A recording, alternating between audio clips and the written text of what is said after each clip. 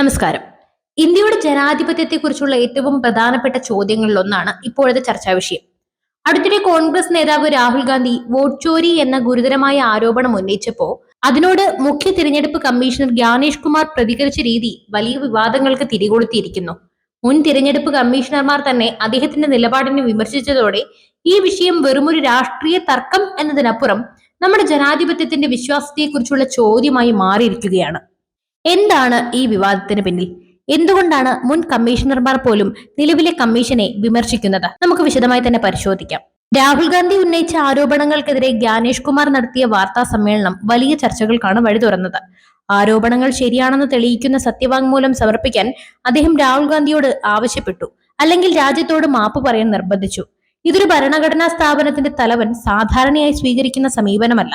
ഈ നിലപാടിനെയാണ് മുൻ തിരഞ്ഞെടുപ്പ് കമ്മീഷണർമാരായ SY ഖുറേഷി, OP റാവത്ത്, അശോക് ലവാസ എന്നിവർ ശക്തമായി വിമർശിച്ചത്.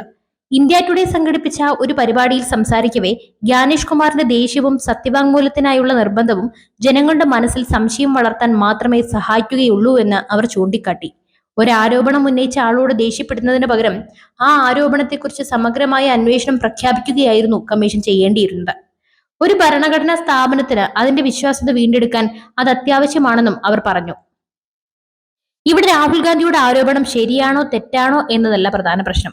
ഒരു പ്രതിപക്ഷ നേതാവ് ഒരു വിഷയം ഉന്നയിക്കുമ്പോൾ അത് കോടിക്കണക്കിന് വരുന്ന ജനങ്ങളുടെ ആശങ്ക കൂടിയാണെന്ന് ഖുറേഷി ഓർമ്മിപ്പിച്ചു. ആ ആശങ്കകൾക്ക് നേരെ രോഷം കൊള്ളുകയോ വെല്ലുവിളിക്കുകയോ ചെയ്യുന്നത് കമ്മീഷന്റെ നിഷ്പക്ഷതയെ ചോദ്യം ചെയ്യും. സത്യവാങ്മൂലം ആവശ്യപ്പെടുന്നത് ഒരു തെറ്റായ കീഴ്വഴക്കമാണ്.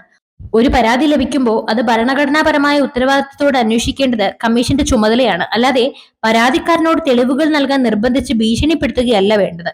ഇത് ജനാധിപത്യത്തിൽ വിശ്വാസ്യതയെ തകർക്കുന്ന ഒരു നടപടിയാണ്. കമ്മീഷന് വോട്ടർ പട്ടികയെക്കുറിച്ചുള്ള സംശയങ്ങൾ ദൂരീകരിക്കാൻ സ്വന്തം നിലയിൽ തന്നെ അന്വേഷണം നടത്താൻ കഴിയും. അങ്ങനെ ചെയ്യാതെ രാഹുൽ ഗാന്ധിയെ വ്യക്തിപരമായി ആക്രമിച്ചത് കമ്മീഷന്റെ സൽപ്പേരിന് കോട്ടം വരുത്തി. ഈ വിഷയത്തിൽ കോൺഗ്രസ് നേതാവ് P. ചിദംബരം പോലും മുഖ്യ തെരഞ്ഞെടുപ്പ് കമ്മീഷണറുടെ പ്രതികരണം ആവശ്യപ്പെട്ടിട്ടുണ്ട്. ഈ സംഭവം നമ്മുടെ ജനാധിപത്യത്തിലെ ഭരണഘടനാ സ്ഥാപനങ്ങളുടെ പ്രാധാന്യം എത്രത്തോളം ഉണ്ടെന്ന് നമ്മളെ ഓർമ്മിപ്പിക്കുന്നു. ജനങ്ങളുടെ വിശ്വാസം നേടിയെടുക്കാൻ ഈ സ്ഥാപനങ്ങൾ കൂടുതൽ ഉത്തരവാദിത്തത്തോടെ പ്രവർത്തിക്കേണ്ടത് അനിവാര്യമാണ്. അപ്പോൾ ഈ വിഷയത്തെക്കുറിച്ച് നിങ്ങൾക്ക് എന്താണ് പറയാനുള്ളത്? നിങ്ങളുടെ അഭിപ്രായങ്ങൾ തീർച്ചയായും കമന്റ് ബോക്സിൽ രേഖപ്പെടുത്തുക. മറ്റൊരു വിഷയമായി വീണ്ടും എത്തും വരെ നന്ദി.